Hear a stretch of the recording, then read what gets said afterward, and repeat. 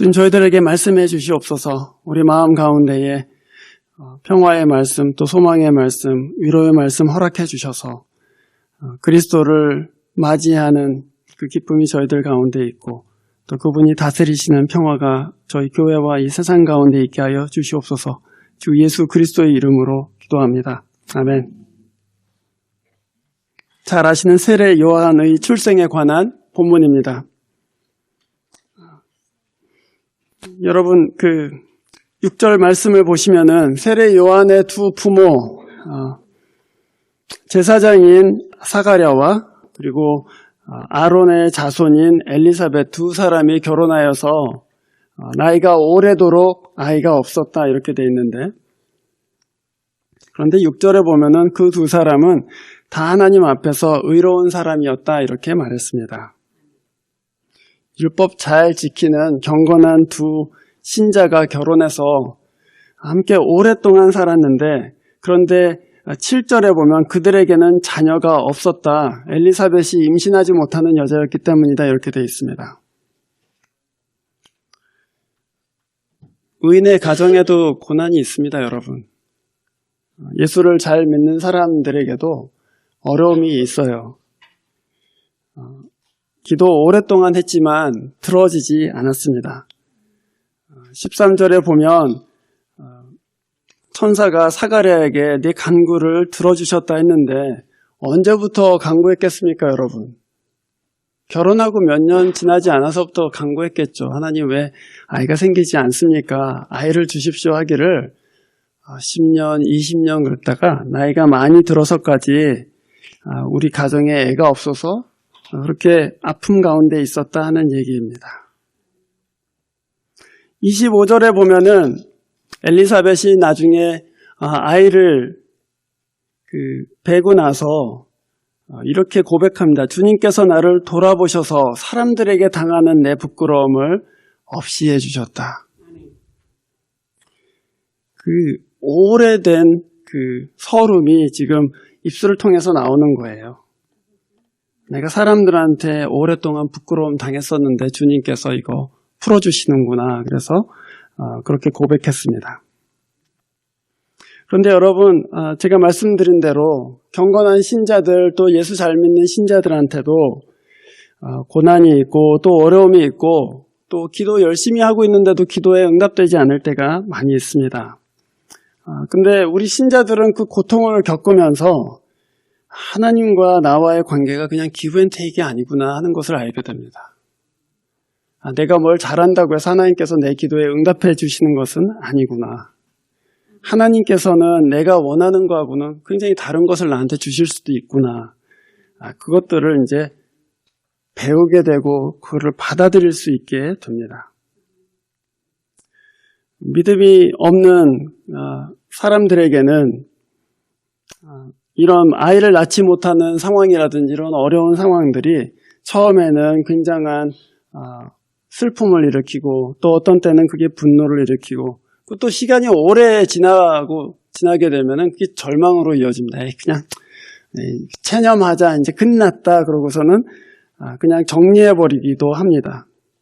그러고서는 어떤 때는 자기가 믿지도 않았던 하나님을 등지기도 하고 또 거기에 대해서 마음이 이렇게 다치기도 하게 되죠.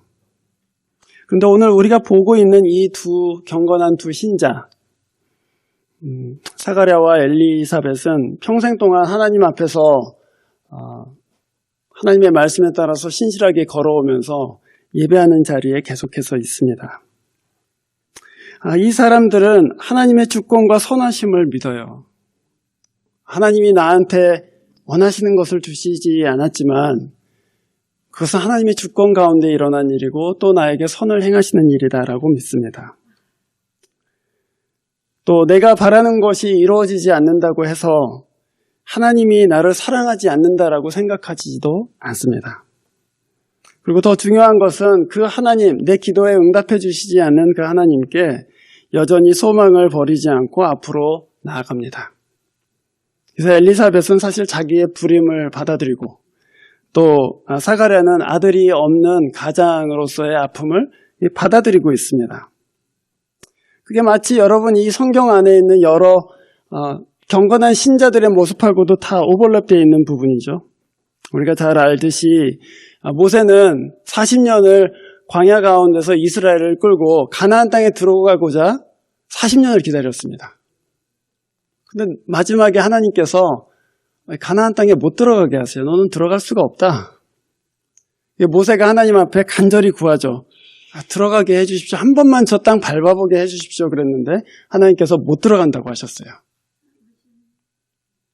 바울은 자기 몸에 육체의 가시가 있었는데 하나님께 이거 정말 예수 선교하고 또 전도하는데 너무너무 힘듭니다. 하나님 이거 좀 가져가 주십시오. 이 육체의 가시 빼주십시오. 3번 동안 3번 그렇게 간구했습니다. 근데 주님께서 바울에게 내 은혜가 네게 족하다 이렇게 말씀하셨습니다. 그래서 신자들은 우리 성경에 나오는 그 정말 경건한 신자들, 하나님이 사랑하는 사람들 안에도 아픔이 있고 고통이 있고 그런데 그 신자들이 그것을 받아들이는 것을 보게 돼요. 하나님이 내 뜻대로 하시지 않는 것을 그걸 받아들이고 하나님의 주권으로 인정하는 것을 보게 됩니다. 그게 사실은 여러분 믿음 가운데서 일어나는 일들이에요. 하나님이 나를 향해서 또 이 세상을 향해서 궁극적으로 선을 갖고 계신다. 그래서 지금 내 눈에 이해되지 않는 이 상황을 받아들이기 시작하는 것이죠. 여러분 오늘 이 예배 드리시면서 여러분 한 해 동안에 어떤 어려움 겪으셨습니까? 한 해 동안에 여러분 어떤 일로 마음 상하셨습니까? 또 어떤 기도의 제목들 하나님 앞에 응답되지 않아서 속상하셨습니까? 여기에 대해서 우리가 믿음의 사람들은 어떻게 대처해야 될까 이런 생각하게 되죠. 그래서 사실 고린도전서 10장 13절에서 성경이 그렇게 얘기합니다. 하나님께서는 사람이 감당할 시험밖에는 너희한테 주신 적이 없다. 그리고 시험 당할 즈음에 또한 피할 길을 내어주셔서 능히 감당하게 하신다. 이제 그렇게 말씀하십니다. 어떻게 대처해야 합니까? 우리가 그 말씀에 의지해서 몇 가지로 생각해 보면은 하나님은 사람이 감당치 못할 시험을 우리에게 주시지는 않는구나. 그 말씀은 다시 말하면은 신자건 비신자건 똑같은 고난들을 받고 있다 그 말씀입니다. 믿음의 사람이라고 해서 특별히 더 많은 고난을 받지는 않는다. 다른 사람들도 겪는 고난을 나도 겪고 있다 하는 말씀입니다. 그래서 여러분 우리에게 어떤 어려움이 있을 때 고난이 있을 때에 여러분 혹시 그런 경험 있으세요? 내가 어려움을 나눴는데 다른 사람이 어떤 자기가 겪은 어려움을 같이 나눌 때 저 사람도 힘들었구나. 그래서 내 짐이 조금 가벼워지잖아요. 쟤도 힘들었구나. 쟤도 그런 결혼 생활에 아픔이 있었구나. 쟤도 자식 때문에 힘들었구나. 그거 보면서 나만 겪는 게 아니었구나. 그러고선 내 짐이 가벼워진단 말이에요. 하나님께서는 보이지 않지만 저렇게 잘 사는 줄 알았는데 안에도 어려움이 있었네 하는 것을 보고서는 내 마음속에 나도 내 짐이 그렇게 무거운 것은 아니구나 하고 생각하게 됩니다. 또 하나님께서는 시험 당할 즈음에 피할 길을 내주신다 그렇게 말씀하셨습니다. 저는 이 말씀을 갑자기 무슨 웨이아웃이 생긴다기보다는 하나님께서 내게 떠올리고 생각하면 은혜를 회복할 수 있는 길을 이미 주셨다는 것으로 봤습니다. 말하자면 여러분 우리가 여러 가지 고난과 어려움 가운데 있지만 받은 복을 한번 세보세요. 아까 우리 김 집사님이 기도하시면서 저희 교회 좋은 1년 동안 있었던 여러 가지 좋은 점들 또 감사하는 제목들을 함께 나눴잖아요. 근데 여러분 어려운 일 있을 때 마음 상할 때에 한번 리스트를 적어보세요. 우리 찬송에도 받은 복을 세어보아라 그러잖아요. 지금이 아주 좋은 때입니다. 앉으셔서 여러분 1년 동안 1월 달부터 12월 달까지 하나님 제가 하나님께 감사할 제목들이 무엇입니까? 하고서는 리스트를 한번 작성해 보세요. 근데 그 리스트를 보다 보면은 1년 굉장히 힘들다고 생각했는데 하나님께서 이런 은혜도 베푸시고 저런 은혜도 베풀어 주셨구나. 그래서 우리 마음 가운데 피할 길이 생겨요. 내가 이거 넘어갈 수 있겠다. 또 이거 헤쳐갈 수 있겠다 하는 그런 피할 길이 우리 마음 가운데 생깁니다. 여러분, 그것도 안 되신다면 나는 기억력이 짧아서 1년 동안 무슨 일이 있었는지도 잘 모르겠고 그렇다. 그러면 오늘 우리가 함께 부른 이 찬송, 괴로울 때 주님 얼굴 보라. 이 찬송 여러분 부르시면 좋겠어요. 부르시면서 하나님 제 마음 괴로울 때 주님 얼굴 바라봅니다. 아마 엘리사벳하고 사가랴가 그런 마음이었을 거예요. 하나님 괴로울 때 주님 얼굴 바라봅니다. 신실하게 응답해 주십시오. 그렇게 주님 앞으로 나아가실 수 있기를 바랍니다. 요셉은 감옥에 갇혀 있을 때에 내 인생이 왜 이렇게 꼬이나 라고 생각했을 것입니다. 그런데 주님께서는 요셉한테 은혜를 베푸셔서 그 감옥 가운데에서도 하는 일마다 형통하게 하셨습니다. 요셉이 맡은 일들이 잘 돼요. 자기 인생은 큰 관점에서 볼 때는 점점 안 좋아지고 있는데 자기가 맡고 있는 일들은 잘 되고 있어요. 그래서 사람들이 너 되게 이상하다. 네 인생은 지금 계속 망해가는 것 같은데 네가 맡은 일들은 잘 된다. 이렇게 되는 거잖아요. 신자가 그렇습니다, 여러분. 하나님께서 우리에게 어떤 때는 헐타임 주시고 또 어려운 시간을 보내게 하시지만 그 안에서 피할 길을 주세요. 하나님이 매일매일 은혜를 베풀어 주셔서 하나님이 이 은혜로 나를 오늘 또 1마일 더 가게 하시는구나, 3마일 더 가게 하시는구나. 그렇게 해서 우리가 하나님이 우리에게 주시는 어려움들, 또 인생의 힘든 것들을 넘어가기 시작하는 것이죠. 그리고 마지막으로 예배하는 자리에 있는 것입니다. 주님의 얼굴을 구하십시오.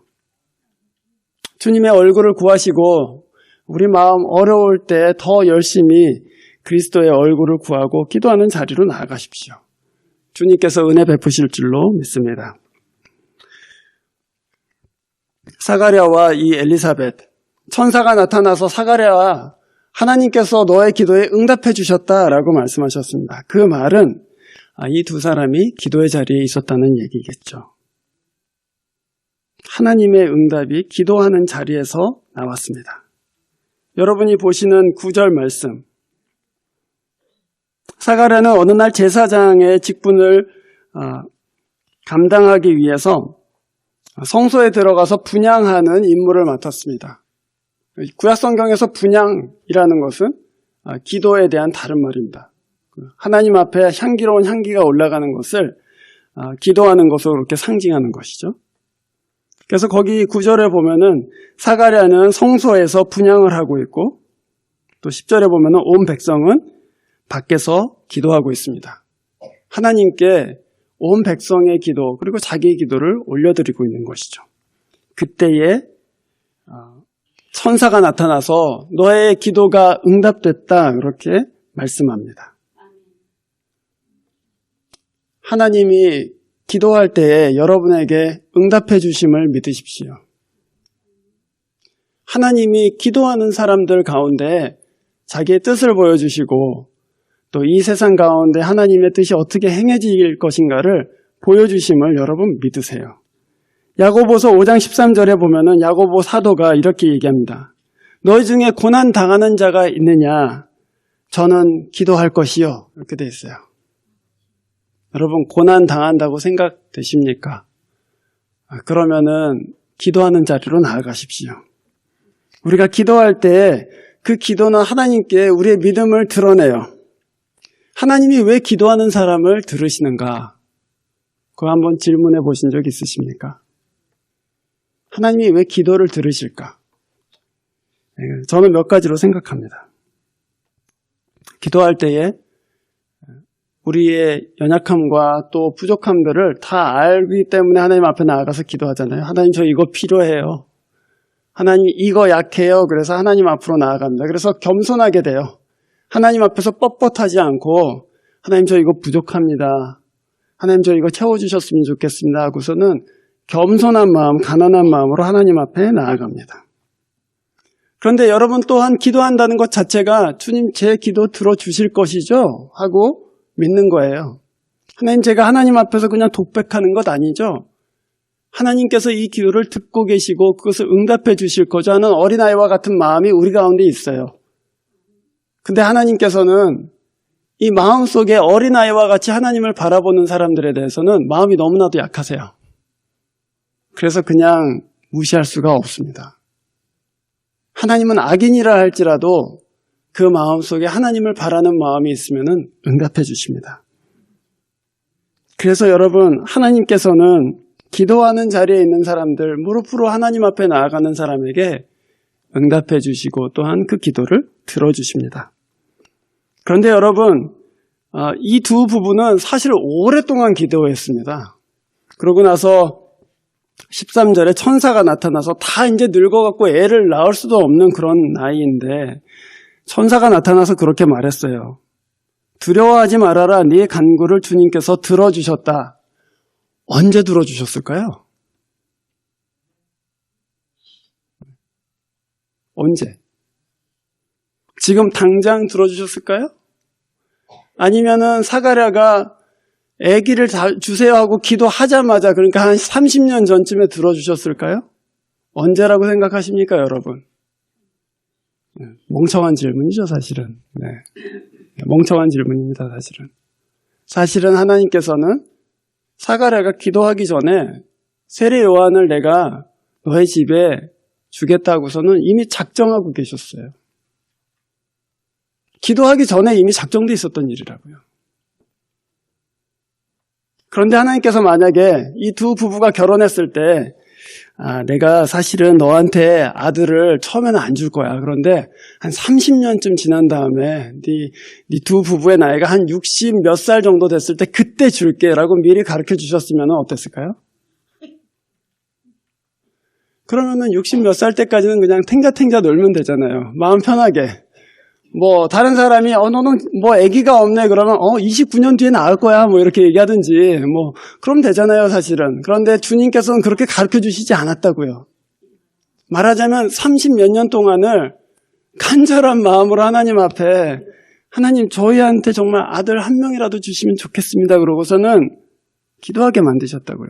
왜 그렇습니까?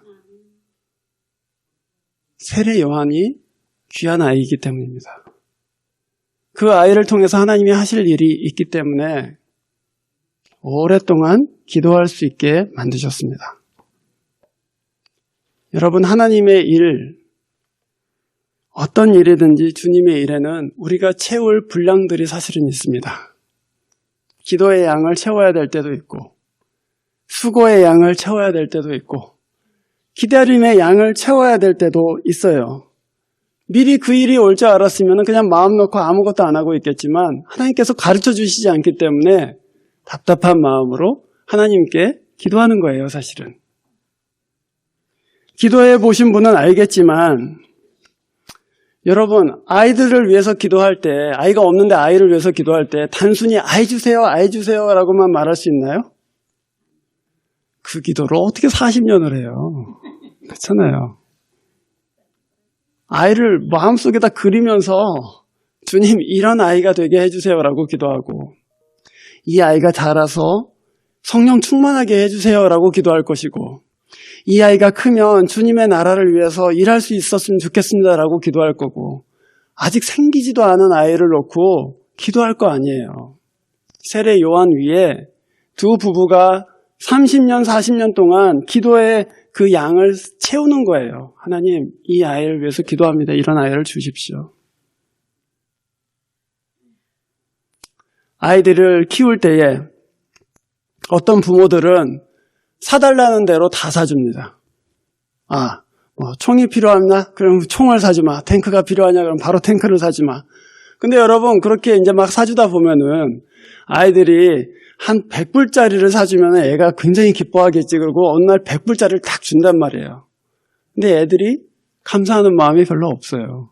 원래 당연히 줘야 되는 거잖아, 부모가. 이렇게 생각한단 말이죠. 하나님께서는 우리에게 오래 기다리도록 그렇게 하셔서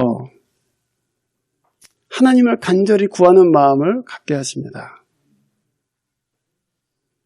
그러고서는 하나님께서 주실 때 이거 내가 준 거야.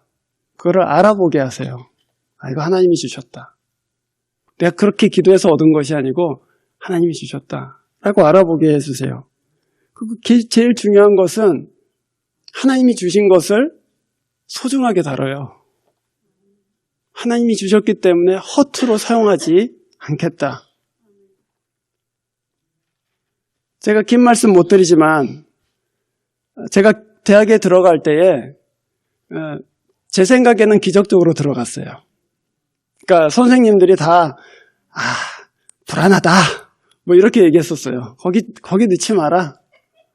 근데 무슨 배짱인지 거기를 쳤단 말이에요. 그래서는 들어갔는데 제가 대학에 들어가고 나서 이거 하나님께서 주셨다 이렇게 생각했어요. 그래서 대학 생활을 내가 공부해서 들어왔으니까 막 즐기고 이런 것이 아니고 하나님께서 주셨는데 어떻게 사용해야 되나 하는 생각이 들었어요. 이 4년 그냥 내 장래를 위해서만 사용해야 되는가? 아니면 하나님께 뭔가 좀 아름답게 보일 다른 방법이 있는가? 이렇게 생각했어요. 그래서 하나님께서 주신 것이기 때문에 제가 4년 동안 하나님께 부끄럽지 않게 주님께 뭔가 그래도 아름답게 보이는 방향으로 이 4년을 쓰자 그러고서는 그렇게 생각했죠. 하나님께서 우리로 하여금 오랫동안 기다리게 하시면 그 다 우리에게 약이 됩니다. 허투루 생각하지 않고 나한테 주신 인생 소중하게 또 내가 오랫동안 기도해서 얻은 이 아이 내가 하나님 믿음으로 신앙으로 잘 키우겠습니다. 하나님 제가 오랫동안 기도해서 들어간 이 직장 하나님께 영광되는 것으로 하나님께 드리겠습니다 하는 마음 들게 되는 것이죠. 그렇게 해서 이 두 부부에게 아이가 생겼습니다. 그러니까 이 아이는 하나님께서 주신 선물이에요. 얼마나 귀한지 몰라요. 그런데 여러분 더 놀라운 것은 이 두 부부는 아이를 위해서 기도했는데 하나님은 이 아이를 통해서 하실 일을 가르쳐 주셨어요. 그것이 14절이죠. 이 아들은 너에게 기쁨과 즐거움이 될 것이다. 그리고 많은 사람들이 그의 출생을 기뻐할 것이다. 여기까지 들으면 우리 친척들까지 기뻐한다는 얘기인가? 그런데 15절에 그는 주님께서 보시기에 큰 인물이 될 것이다.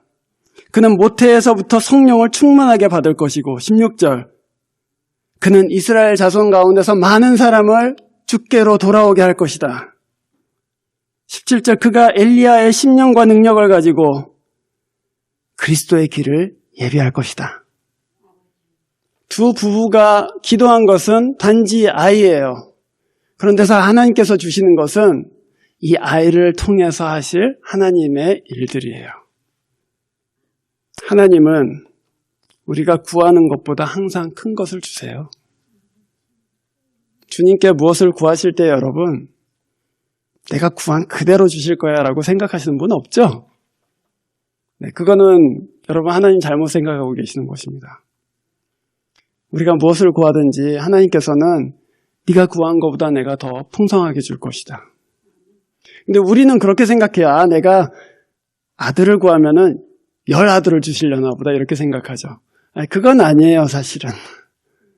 그건 아니고 네가 한 아들을 잘 되라고 구하는데 나는 그 아들을 하나님 사람으로 만들기를 원한다. 그런 거예요. 너는 지금 단순히 이 학교에 들어가기를 원하는데 나는 이 학교를 통해서 네가 하나님 일하기를 원한다. 그런 것들이에요. 요한은 다만 이 가정의 기쁨이 되는 아이가 아니라 그리스도를 예비하는 예언자가 될 것이라는 것이 하나님께서 하신 말씀입니다. 거기에 참 소망과 위로가 있습니다, 여러분. 오늘 우리가 나누는 이 말씀의 제목이 우리에게 소망과 위로를 주시는 하나님이에요. 근데 그것이 우리가 처음에 생각할 때는 내가 기도한 것을 받는 게 위로와 소망이라고 생각하실 거예요. 그거 맞습니다. 그런데 주님께서는 너의 진짜 소망과 너의 진짜 위로는 네가 바라는 것이 아니다, 사실은. 사실은 네가 바라고 있지만 내가 그것을 통해서 네 인생이 그리스도와 함께 엮이게 되고 네가 바랐던 것들이 하나님 나라에 통합되기 시작하고 한 부분을 감당하게 되고 그것이 진짜 너의 소망과 위로가 될 것이다. 네가 그리스도를 예비하는 자가 될 것이다. 그것이 너의 소망이다 라고 말씀하시는 것이죠. 요한의 성장과 또 정말 부모가 원하는 것들이 아니었습니다, 여러분. 그냥 보통 부모라면은 요한의 삶을 원하지 않습니다. 요한 어떻게 살았는지 여러분 아시죠? 아이가 조금 커지면서 광야에 가서 살았어요. 광야에서 뭐 했을까? 기도하면서 살았겠죠. 하나님의 말씀을 읽고 주의 나라를 위해서 준비된다고 광야로 들어갔단 말이에요.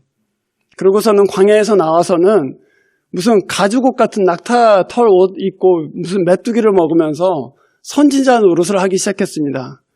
그리고 조금 크다 보니까 그 나라에 권세 있는 사람들하고 부딪히기 시작해요. 헤롯하고 부딪힌단 말이에요. 그러고선 헤롯한테 그냥 직고해요. 당신 지금 하나님 앞에서 잘못 듣습니다. 헤롯이 미워하죠. 그래서는 목을 잘라버려요. 우리가 부모라면 그런 삶을 원하겠어요? 자기 자녀한테? 내 자녀는 커서 예언자같이 돼서 순교하게 해주십시오. 그런 부모는 없죠.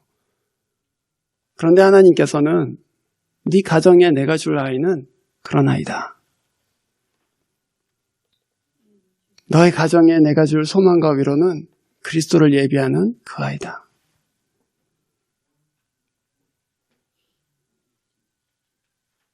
부모는 오랫동안 요한을 위해서 기도하면서 그 마음을 먹습니다, 사실.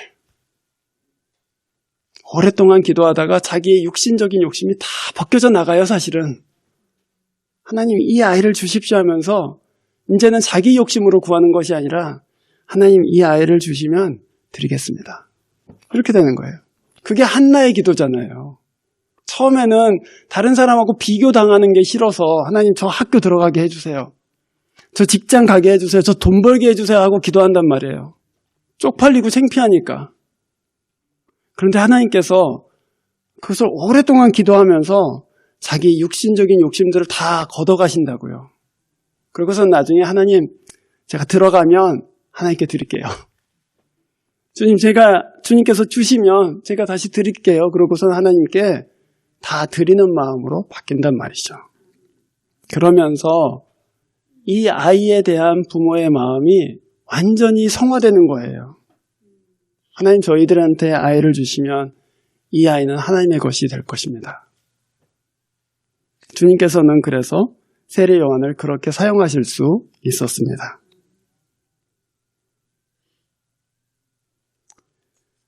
여러분, 우리의 소망이 무엇입니까? 당장은 우리가 원하는 것을 받는 것이 소원이 될 수도 있겠지만 이 대림절 기간에 우리가 예수 그리스도를 기다리면서 그 그리스도의 일에 참여하게 되는 것, 그게 우리의 진짜 위로가 되겠구나 하는 것을 함께 믿음으로 받으실 수 있기를 바랍니다. 교회는 그리스도의 길을 준비하는 마치 세례 요한과 같아요. 우리는 세상에 직접적으로 무슨 구원을 주거나 그런 사람들이 될 수가 없습니다. 우리는 세례 요한 같은 사람들이에요, 사실은. 하나님께로 사람들을 인도하는 게 교회의 책무예요. 마치 세례 요한과 같이.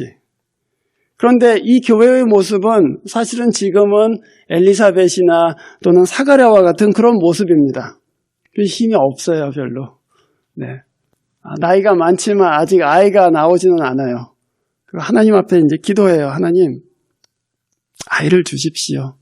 또 우리가 새 생명 키울 수 있도록 하나님 저희들에게 생명을 주십시오 하고 이 교회가 간절히 기도해요. 처음에는 쪽팔려서 기도했죠. 너무 작은 교회다 너무 힘이 없다. 그런데 기도하다 보면은 그 마음 가운데 있었던 육신적인 욕심들이 다 사라지고 진짜 하나님의 나라를 위해서 기도하기 시작한다고요. 하나님 한 사람을 주셔도 그 사람을 예수의 제자로 만들기를 원합니다. 하나님 저한테 한 사람의 학생을 주셔도 이 학생에게 예수의 사랑을 보여주겠습니다. 한 사람의 가지 모임 식구를 주셔도 거기에 복음의 진리를 나눌 수 있도록 제가 돌보겠습니다 하고서는 마음이 이제 예수의 마음으로 바뀐다 그것입니다. 그 마음을 또 그 소망을 품은 여러분, 다 이 사가랴와 엘리사벳처럼 그 기도하는 자리로 나오시기를 바랍니다. 주님을 괴로울 때 그 얼굴을 바라보십시오. 주님께서 여러분에게 응답해 주실 것입니다. 여러분이 생각한 것과 정말 넘치도록 여러분이 예상하지도 못하게 하나님의 나라를 위해서 여러분을 이끌어 주시고 참여하게 하시고 그리고 그 영광을 여러분과 함께 나누실 것입니다. 이 자리로 나오시기를 주의 이름으로 축원합니다. 기도하겠습니다.